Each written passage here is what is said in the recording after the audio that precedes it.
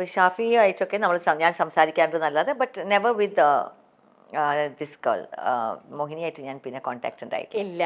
പക്ഷെ നമ്മള് ഈ ഇവന്റ് ഞാൻ പറഞ്ഞില്ലേ പഞ്ചാബി ഹൗസ് റീലോഡഡ്, ആ സമയത്ത് ചേച്ചിനെ അപ്രോച്ച് ചെയ്ത പോലെ തന്നെ തീർച്ചയായിട്ടും ആ സിനിമ എന്ന് പറഞ്ഞാൽ നിങ്ങൾ എല്ലാവരും ഉണ്ടാവണമല്ലോ ആ ഇവന്റിൽ. അങ്ങനെ വിളിച്ചിരുന്നു മോഹിനിനെ. അന്ന് വിളിച്ചു കഴിഞ്ഞ് കുറേ തവണ ട്രൈ ചെയ്തു. അങ്ങനെ ട്രൈ ചെയ്തപ്പോൾ എല്ലാ നമ്പറും മാറി മാറി പോയിക്കൊണ്ടേയിരിക്കും. ആ നമ്പറിലൊന്നുമില്ല. അപ്പൊ വേറൊരു നമ്പർ നമ്മൾ സെർച്ച് ചെയ്ത് കണ്ടുപിടിച്ചു. ആ നമ്പറിൽ നോക്കുമ്പോൾ അതിലും കിട്ടുന്നില്ല. അങ്ങനെ പിന്നെ മനസ്സിലായത്, നമുക്കറിഞ്ഞ എന്താണെന്ന് വെച്ചാല് മോഹിനി കംപ്ലീറ്റ് ആയിട്ട് സിനിമ ഈ ഒരു ലോകമായിട്ട് കംപ്ലീറ്റ് ആയിട്ട് മാറി. ഇപ്പൊ കംപ്ലീറ്റ്ലി സ്പിരിച്വൽ ആണ് ആള്. ശരിയായിരുന്നു. ഞാനും അത് കേട്ടിട്ടുണ്ടായിരുന്നു, അങ്ങനെ മോഹിനി എന്തോ സ്പിരിച്വൽ ആയിട്ട് മൂവി ചെയ്തു. പക്ഷെ അതൊന്നും അതിനുശേഷം മൂവീസ് ചെയ്തുവോ എന്ന് എനിക്കറിയില്ല. ഇല്ലില്ല, സ്പിരിച്വൽ ആയതിനു ശേഷം ഇത് കംപ്ലീറ്റ് ഈ ഒരു മൂവി ഇതിനോടൊക്കെ കംപ്ലീറ്റ് കട്ട് ഓഫ് ചെയ്ത് പോയിട്ടാണ് ആള് സ്പിരിച്വൽ ഇതിലേക്ക് വന്നത്. പിന്നീട് മൂവി ചെയ്തിട്ടില്ല. ഇപ്പൊ തന്നെ മൂവി ചെയ്തിട്ട് കുറെ വർഷങ്ങളായല്ലോ.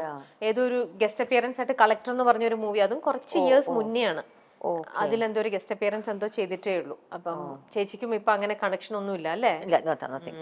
അന്ന് തന്നെ ഒരുപാട് പേര് എന്നോട് ചോദിച്ച ചോദ്യമായിരുന്നു ആക്ച്വലി. കാരണം നമ്മൾ രണ്ടുപേരും ഒരുമിച്ച് തന്നെ ആയതുകൊണ്ട്. പക്ഷേ പിന്നെ ഷീസ് നോട്ട് എ മലയാളി അല്ലേ, അതിന്റെ ഒരു ചെന്നൈയിൽ താമസിക്കുന്ന കുട്ടിയായതുകൊണ്ടൊക്കെ ആയിരിക്കാം. ഓക്കെ, ഇനി നമുക്ക് ആ പഞ്ചാബി ഹൗസിലേക്ക് വീണ്ടും തിരിച്ചു വരാം. ഓക്കെ, പഞ്ചാബി ഹൗസിൽ ചേച്ചി അപ്പൊ ഈ സ്ക്രിപ്റ്റ് വായിക്കുമ്പോഴേ നിങ്ങൾ അന്നും ഇങ്ങനെ കഥയൊക്കെ പറഞ്ഞ് അങ്ങനെയൊക്കെ പറയില്ലേ? സ്ക്രിപ്റ്റ് തരും ഓഫ് കോഴ്സ് അല്ലേ? അപ്പൊ അത് കേട്ടപ്പം ചേച്ചിക്ക് ചേച്ചിയുടെ കഥാപാത്രത്തിന് ഇത്ര ഇമ്പോർട്ടൻസ് ഉണ്ടെന്നോ, അല്ലെങ്കിൽ എന്നോട് അന്ന് ഞാൻ പറഞ്ഞേ രാത്രി അപ്പൊ എന്നോട് ഒരു ഔട്ട്ലൈൻ എനിക്ക് തന്നു അന്ന് സംസാരിച്ചപ്പോൾ. ഇങ്ങനെ പറഞ്ഞു, അപ്പൊ ഇങ്ങനെയാണ് ഈ ഹീറോയിന് സംസാരിക്കാൻ പറ്റില്ല, അപ്പം സംസാരിക്കുന്ന കാര്യമാണെന്ന് പറഞ്ഞു. പിന്നെ പിറ്റേ ദിവസം രാവിലെ ഹീറോയിൻ ആയിട്ട് ആക്ച്വലി മോഹിനി അല്ലായിരുന്നു first heroine. Somebody else had done the role for 3 days. പിന്നെ അവർക്ക് എന്തോ റഷസ് നോക്കിയപ്പോൾ ആ കുട്ടി ഒരു പഞ്ചാബി ലുക്ക് ഇല്ല എന്ന് പറഞ്ഞിട്ട് മാറ്റിയിട്ട് ഒരു ദിവസം ബ്രേക്ക് ചെയ്തിട്ടാണ് the Mohini join the film. അങ്ങനെയായിരുന്നു, last minute change of decision ആയിരുന്നു അത്. എന്നിട്ട് ചേച്ചി സ്ക്രിപ്റ്റ് വായിച്ചു. ചേച്ചി അപ്പൊ പിറ്റേ ദിവസം രാവിലെ ഇപ്പം പറഞ്ഞു ഇങ്ങനെയാണ്. അപ്പോഴും എന്നോട് പറഞ്ഞു ഇതിൽ ലാസ്റ്റ് ഒരു സീനാണ്, അതാണ് മോസ്റ്റ് ഇമ്പോർട്ടൻറ്റ്. കാരണം ഇമോഷണൽ ആയിട്ട് അവൾ പറയാൻ നോക്കുമ്പോൾ യു ഹാവ് ടു ട്രാൻസ്ലേറ്റ് അല്ല put it in two words എന്ന് പറഞ്ഞിട്ടായിരുന്നു. അപ്പൊ ഞാനിങ്ങനെ ടെൻഷനായിരുന്നു ആക്ച്വലി, അത് ചെയ്യാൻ പറ്റുമോ അറിയില്ലല്ലോ എന്ന് ടെൻഷനില്ല. പക്ഷേ I don't know how it went. Anyway ആരും കംപ്ലൈന്റ് പറഞ്ഞില്ല. എന്നിട്ട് ആ സൈൻ ലാംഗ്വേജ് ഒക്കെ ചേച്ചി ചെയ്യുന്നുണ്ടല്ലോ. സൈൻ ലാംഗ്വേജ് കുറച്ചേ ഉണ്ടായിരുന്നുള്ളൂ. മോഹിനിക്കായിരുന്നു ശരിക്കും. ചേച്ചി മോഹിനിയോട് കമ്മ്യൂണിക്കേറ്റ് ചെയ്യണതൊക്കെ ഉണ്ടല്ലോ. മോഹിനി ഇങ്ങോട്ടേക്ക് പറയും, ഞാൻ പറയുന്നത് കുട്ടിക്ക് മനസ്സിലാകുമായിരുന്നു. പക്ഷെ അവൾക്ക് പറയാനുള്ളത് അവൾ സൈൻ ലാംഗ്വേജിൽ ചെയ്യുന്നതായിരുന്നു. ഓക്കെ, അപ്പൊ ചേച്ചി അതിന്റെ അത് പഠിക്കാൻ വന്നില്ല. ഒന്നും വന്നിട്ടുണ്ടായി. ഓക്കെ, ഇനി ആ സെറ്റില് ഈ സിനിമ ചേച്ചി ഇപ്പൊ പറഞ്ഞ പോലെ തന്നെ ഓരോ ഫെസ്റ്റിവൽ വരുമ്പോ പിന്നെ നമ്മളൊക്കെ ടി വിയിൽ എത്ര തവണ കണ്ടിരിക്കുന്നതാണ് പഞ്ചാബി ഹൗസ്.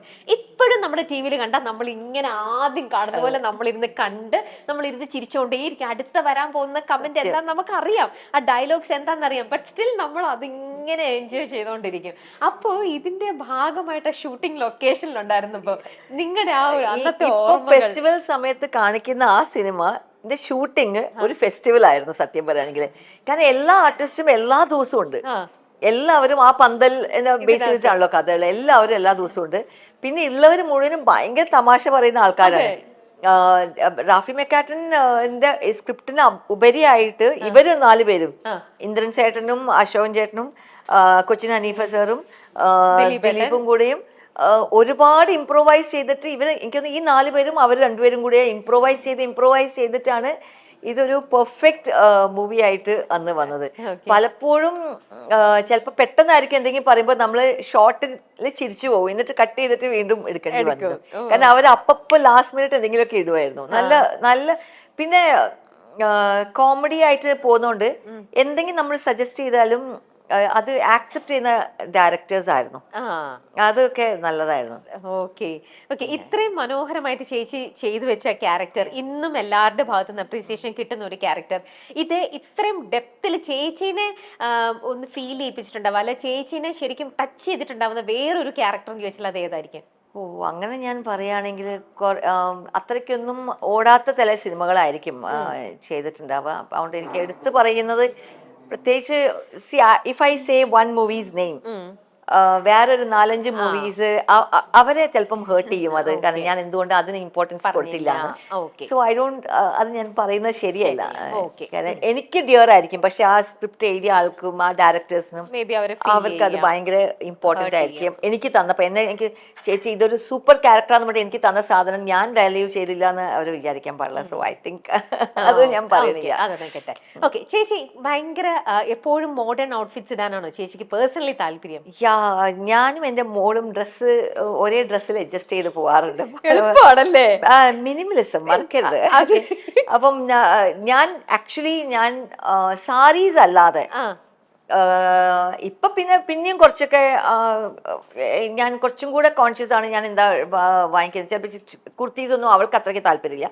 അതൊക്കെ ഞാൻ വാങ്ങിക്കുമ്പോൾ അവളെ പറ്റി ചിന്തിക്കാറില്ല. പക്ഷെ മോഡേൺ ഡ്രസ്സസ് ഞാൻ എത്രയോ വർഷങ്ങളായിട്ട്, ഐ തിങ്ക് അവളൊരു 15-16 ഇയേഴ്സ് ആയ മുതൽ ഞാൻ എന്ത് വാങ്ങിക്കുമ്പോഴും ഞാൻ ആലോചിക്കുക അവൾക്കും കൂടെ ഇഷ്ടാവോ, അവൾക്കും കൂടെ പറ്റുന്നതാണോ എന്ന് നോക്കിയിട്ടാണ് വാങ്ങിക്കുന്നത്. എത്ര പൈസ ലാഭിക്കാം ഒരു ദിവസം. പക്ഷേ ആ ദുഷ്ടത്തി അങ്ങനൊന്നും വാങ്ങിക്കാറില്ല. അവള് വാങ്ങിക്കുന്ന ഈ കുട്ടിക്കുപ്പായൊക്കെ വാങ്ങിച്ചു വരുമ്പോ നീനക്ക് ഇടാൻ പറ്റുമെന്നൊന്നും അവള് ചിന്തിക്കാറില്ല.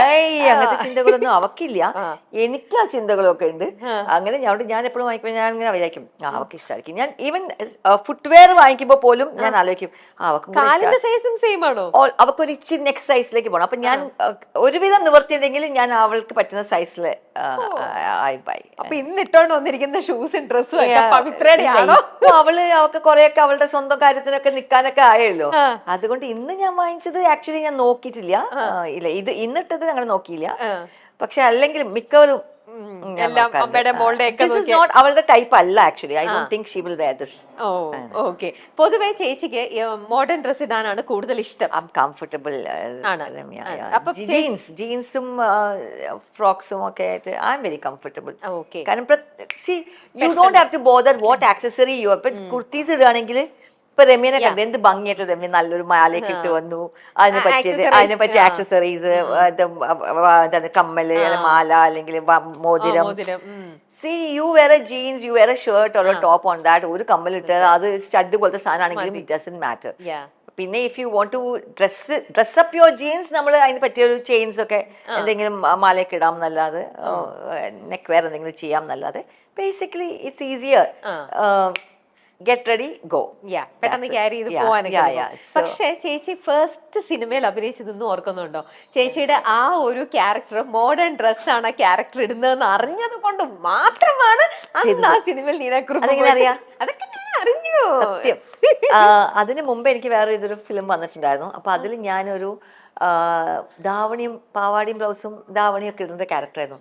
അപ്പൊ ഞാൻ പറഞ്ഞു എനിക്ക് വേണ്ട ഇതൊന്നും, എനിക്കത് ചെയ്യാൻ ഇഷ്ടമില്ല, ധാവണിയൊക്കെ ഇട്ടിട്ട് ഞാൻ ചെയ്യില്ല എന്നൊക്കെ പറഞ്ഞു. അങ്ങനെയാണ് ഈ മൂവി വന്നത്. അപ്പം ഞാൻ ഈ മൂവിക്ക് എന്നെ വിളിക്കുമ്പോൾ ഞാൻ കാലിക്കറ്റിലില്ല. ഞാൻ ഒരു നാഷണൽ ഇന്റഗ്രേഷൻ മീറ്റിന്റെ ആവശ്യത്തിന് ഞാനും കുറെ ഫ്രണ്ട്സും എല്ലാവരും കൂടെ രാജസ്ഥാനിലാണ്. അപ്പൊ എന്റെ അച്ഛൻ വിളിച്ച് പറയാണ് ഒരു സിനിമയ്ക്ക് വന്നിട്ടുണ്ട്, നിനക്ക് ഒരു സിനിമ റോൾ വന്നിട്ടുണ്ട്, നിനക്ക് താല്പര്യം ഉണ്ടോ ചോദിച്ചു. അപ്പൊ ഞാൻ ചോദിച്ച ചോദ്യത്തെ മോഡേൺ വെയർ ആണ്, മോഡേൺ ഡ്രസ് ആണെന്ന് ചോദിച്ചു. ഞാൻ പറഞ്ഞു ഞാൻ ചോദിക്കട്ടെ പറഞ്ഞു, മോഡേൺ ആണെന്ന് പറഞ്ഞു. എന്നാ ചെയ്യാം, അത്രേ ഉള്ളൂ. ക്യാരക്ടർ അറിയണ്ട, മമ്മൂക്കയാണെന്നൊന്നും എനിക്ക് അറിയ പോലും ഇല്ല. അതൊന്നും അല്ലായിരുന്നു ഇമ്പോർട്ടന്റ്, മോഡേൺ ഡ്രസ് ആണെന്ന് മാത്രമേ നോക്കിയില്ലായിരുന്നു. പക്ഷെ ചേച്ചിനെ കാസ്റ്റ് ചെയ്യണത് ചേച്ചി ഒരു ഗാന്ധിനഗർ സെക്കൻഡ് സ്ട്രീറ്റിന്റെ ലൊക്കേഷനിൽ കാണാൻ അങ്ങനെ എന്തോ അല്ലേ? അതെ, അതെങ്ങനെയാ വെച്ചാല് ഗാന്ധിനഗർ സെക്കൻഡ് സ്ട്രീറ്റിലെ ഷൂട്ടിന്റെ സമയത്ത് എന്റെ കോളേജിൽ, വേറെ കോളേജാണ്, എന്റെ ഫ്രണ്ട്സ് പഠിക്കുന്ന കോളേജിലാണ് ഷൂട്ട്. അപ്പം മോഹൻലാലിനെ ഭയങ്കര ഇഷ്ടമുള്ള ഒരു ഫ്രണ്ട് എനിക്കുണ്ടായിരുന്നു. അപ്പൊ പുള്ളിക്കാരത്തി പറഞ്ഞു ലാലേട്ടന്റെ ഷൂട്ടുണ്ട്. അന്ന് ലാലേട്ടൻ എന്നല്ല മോഹൻലാൽ എന്ന് പറയാം, മോഹൻലാലിന്റെ ഷൂട്ടുണ്ട്, എനിക്ക് കാണാൻ പോകണമെന്ന്. അങ്ങനെ ഞങ്ങൾ എല്ലാവരും കൂടെ ലിപ്സ്റ്റിക് ഒക്കെ വാരി വലിച്ചിട്ട് ഡ്രസ്സൊക്കെ ഇട്ട് സ്റ്റൈലായിട്ട്, കാരണം മോഹൻലാലിനെ കാണാൻ പോകണല്ലോ, അങ്ങനെയൊക്കെ സ്റ്റൈലാക്കി ആക്കിയിട്ട് ഡ്രസ്സൊക്കെ ഇട്ടിട്ട് ഞങ്ങൾ കാണാൻ പോയതാണ്. അപ്പൊ കാണാൻ പോയ സമയത്ത് അന്ന് ഈ ജൂനിയർ ആർട്ടിസ്റ്റിനെ കൊണ്ടുവരാൻ അങ്ങനത്തെ ഒരു സിസ്റ്റം അങ്ങനെ ഉണ്ടായില്ല. ഏതെങ്കിലും കോളേജിൽ വെച്ച് ഷൂട്ട് ഉണ്ടാവും, ആ കോളേജിലെ കുട്ടികളൊക്കെ ആയിരിക്കും അഭിനയിക്കുന്നത്, അല്ലെങ്കിൽ ഏതെങ്കിലും കോളേജിൽ നിന്ന് കുട്ടികളെ കൊണ്ടുവരുന്നത്. അപ്പൊ ഞങ്ങൾ പോയിട്ട് കാണാൻ പോയ ആൾക്കാരായിരുന്നു. അപ്പൊ ഞങ്ങൾ ഈ പറഞ്ഞ പോലെ പാന്റും ഷർട്ടും ഒക്കെ ഇട്ട് ലിപ്സ്റ്റിക് ഒക്കെ വാരി വലിച്ചിട്ടൊക്കെ ഇട്ടിട്ടൊക്കെ പോയതാണ്. അപ്പൊ അവര് കണ്ടിട്ട് അവര് വന്ന് ചോദിച്ചു ഈ ഒരു ഷോട്ടിൽ വന്നിട്ട് അഭിനയിക്കുമോ എന്ന് ചോദിച്ചു. അങ്ങനെ പോയിട്ട് ഞാനും എൻ്റെ കൂടെ 2 ഫ്രണ്ട്സും കൂടെ അഭിനയിക്കാൻ പോയി. ആ ഷോട്ട് വെറുതെ ഇങ്ങനെ മോഹൻലാലിൽ ചാടി വീഴുന്നു, ഞങ്ങൾ പോയി നോക്കുന്നു, എഴുതി നോക്കുന്നു, അത്രയ്ക്കേ ചെയ്യാനുണ്ടായിരുന്നു. അത് കഴിഞ്ഞിട്ട് ഒരു 2 months അവർ നെക്സ്റ്റ് ഇപ്പോൾ ഈ ശ്രീധരൻ്റെ 1ാം തിരുമുറിവ് വേണ്ടി അവര് തിരുമുറിവിന് ഹീറോയിനെ തേടുകയായിരുന്നു. നോക്കി നടക്കുമ്പോൾ ഗൃഹലക്ഷ്മിയുടെ കവർ പേജിൽ ഞാനും വേറൊരു കൂട്ടുകാരിയും കൂടെ കവർ പേജിൽ വന്ന് ഓക്കെ ദീപാവലിന്റെ സ്പെഷ്യൽ എന്തോ ആയിരുന്നു.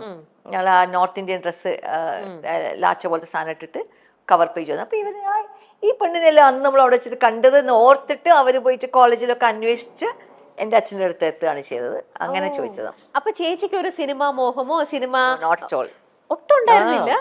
Film was not in my. എനിക്ക് അന്ന് ആഗ്രഹം ഉണ്ടായിരുന്നു. I want to do my IAS എഴുതണമെന്ന് ഭയങ്കര ആഗ്രഹമായിരുന്നു. പിന്നെ എനിക്ക് എയർ ഹോസ്റ്റസ് ആവണം. എനിക്ക് ഈ ലോകം മുഴുവൻ കറങ്ങണം, എയർ ഹോസ്റ്റസ് ആയിട്ട് ഫ്രീ ആയിട്ട് ലോകം കറങ്ങണം. ഇതായിരുന്നു എനിക്ക് ആഗ്രഹം ഉണ്ടായിരുന്നുള്ളൂ. I never wanted to be an actress. ദൈവം, എന്നിട്ട് ഇപ്പൊ കൊണ്ട് എവിടെയും വന്ന് നിൽക്കണേന്ന് നോക്കിക്കേ. ഷോ നമ്മുടെ തലയില് വരച്ചിരിക്കുന്നല്ലേ.